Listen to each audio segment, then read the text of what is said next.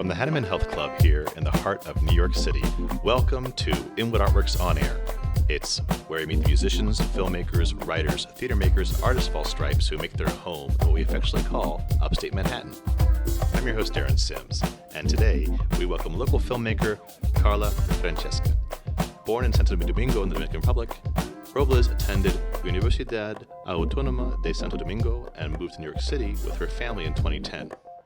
Following her graduation from BMCC with an associate's degree in video arts technology, she got her bachelor's in film and video at the City College of New York and has risen to the ranks at Manhattan Neighborhood Network to become its production facilitator. In 2016, Carla created her own film production company, Ure Arolu Films, with the mission to raise the voices of the unheard and ignored and tell the stories through film. Her first documentary, Buhoneros, Street Vendors, was awarded for excellence in filmmaking at the 2017 Inwood Film Festival, and her documentary, Layers of Baker, will screen at the forthcoming Inwood Film Festival. We are going to talk to her about her past, current, and upcoming projects.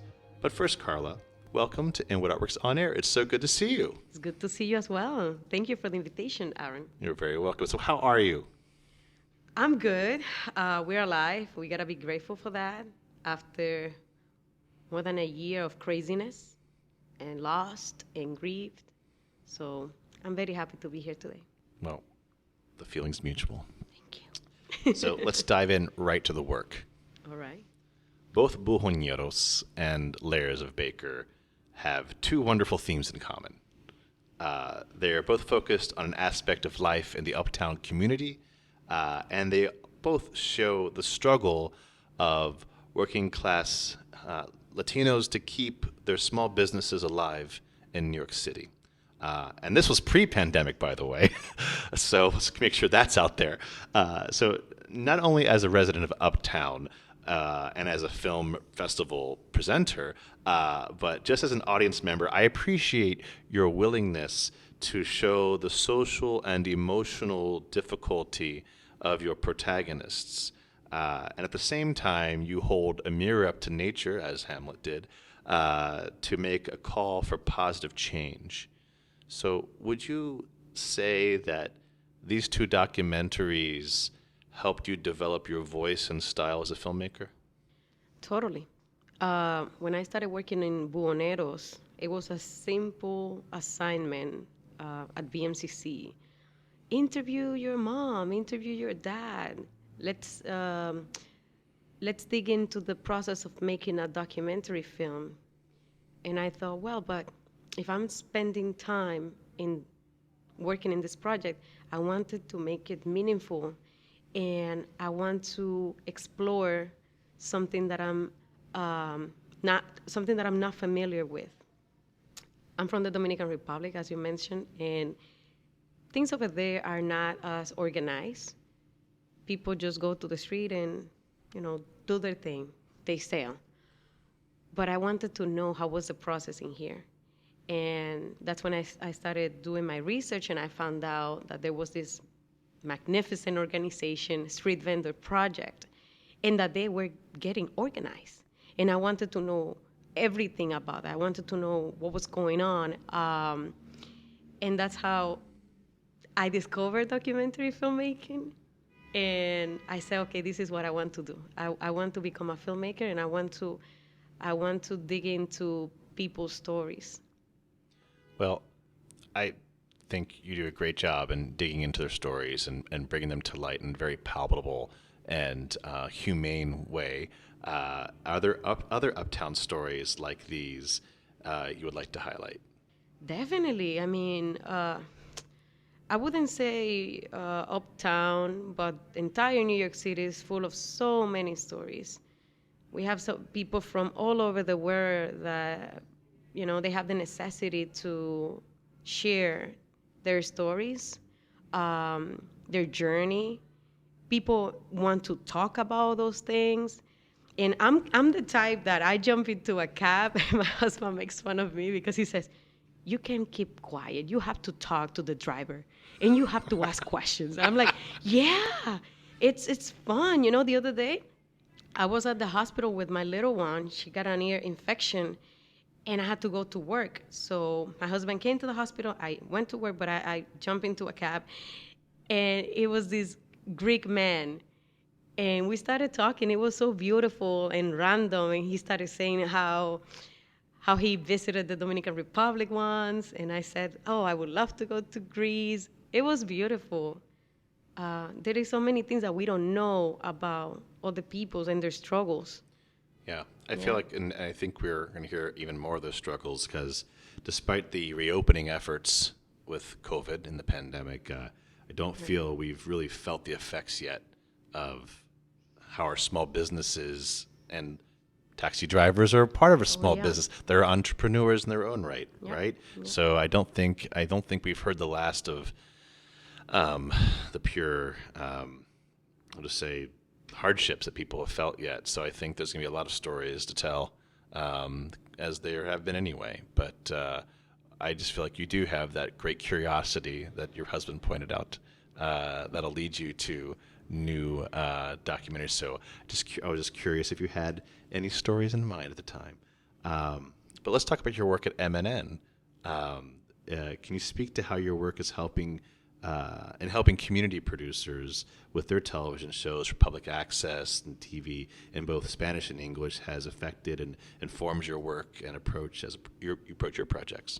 When I joined MNN, I had no idea what public access was because we don't have public access in the Dominican Republic. I don't think we have public access in Latin America, period.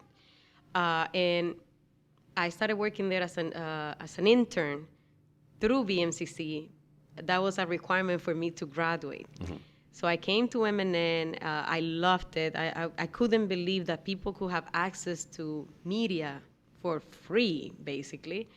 And I was very lucky at the time because by the time that my internship ended, 2 positions for production facilitation opened. So I applied. And I learned that public access has been very stigmatized because it's like whatever. Yeah.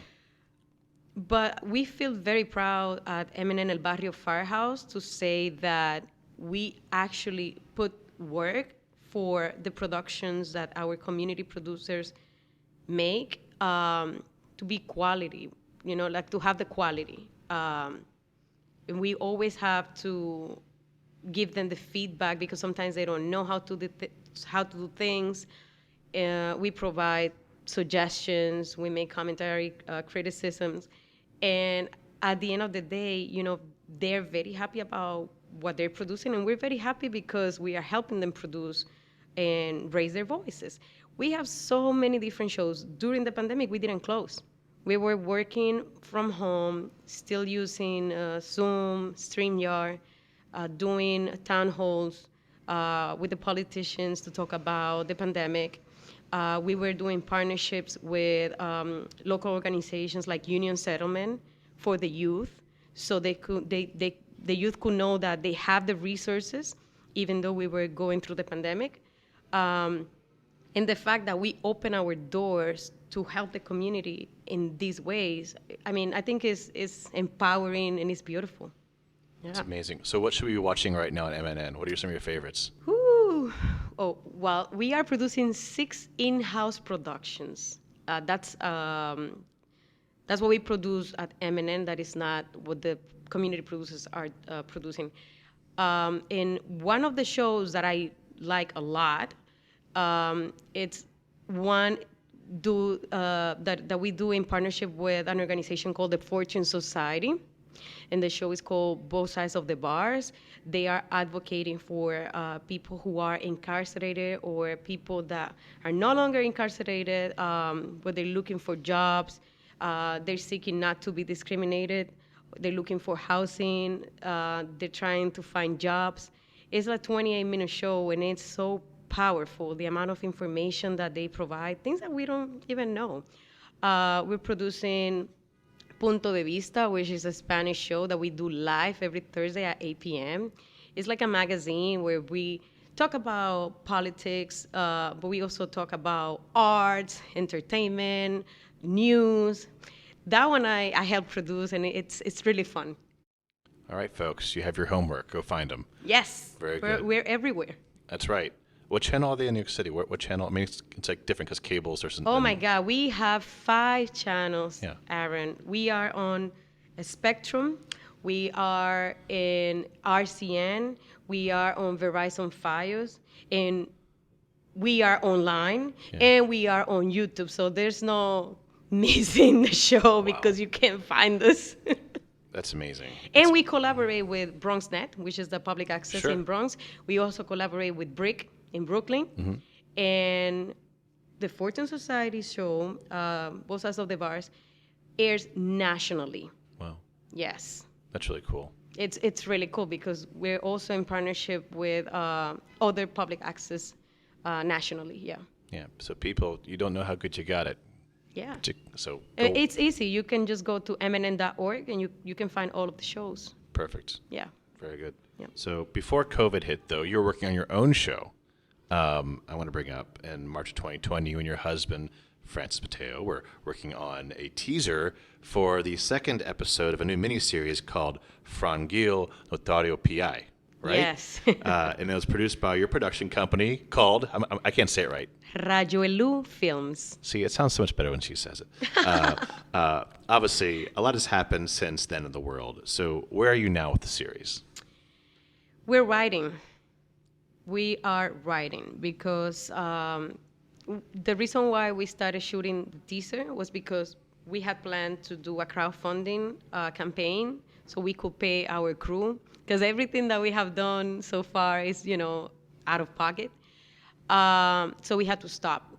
I think we did it back in March 2020 when everything started with COVID, and we put a hold onto that project because this is something that we want to shoot it with paying our cast and crew, and this is a project that we have in our heart. Written by my husband, mainly Francis. He created the idea of this pseudo private investigator in the community who also works as a notary, which is kind of funny. Notaries don't make big bucks at all, do they? No. Yeah. Fun fact. Yeah. In the Dominican Republic, in order for you to be a notary, you gotta be a lawyer. Really? Yeah. In here, I think you just take a class or something. Yeah. I was like, oh, wow, okay. Anybody can be a notary. I see an episode somewhere of like coming from the DR saying, I'm a lawyer. Like, we don't care. Just give us a notary, please. Just. That's a great idea. Well, I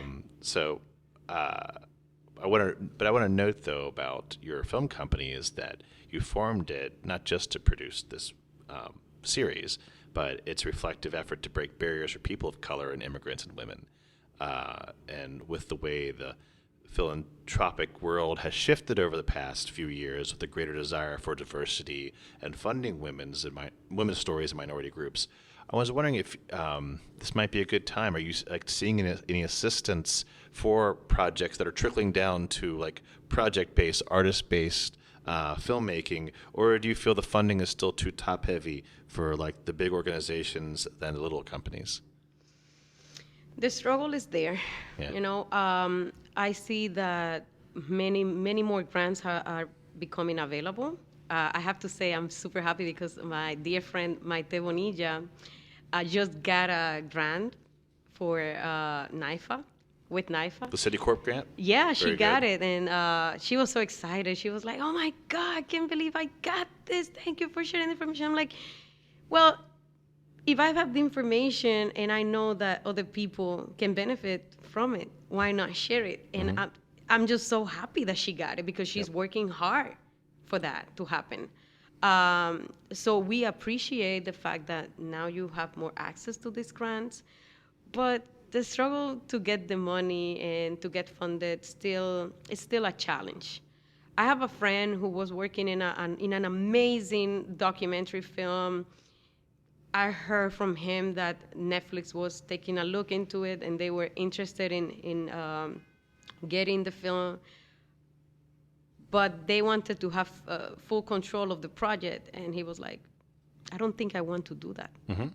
Because if I give them full control of this story, I don't know what they're going to do with it. So I just wish that we could have access to more opportunities, but also keeping, some level of, control of the projects and the creativity, because unfortunately, the way he's going to tell the story is not the same way that the executives are going to tell the story, because they're thinking about other things, Yeah, you don't want them to take over as a showrunner for your idea.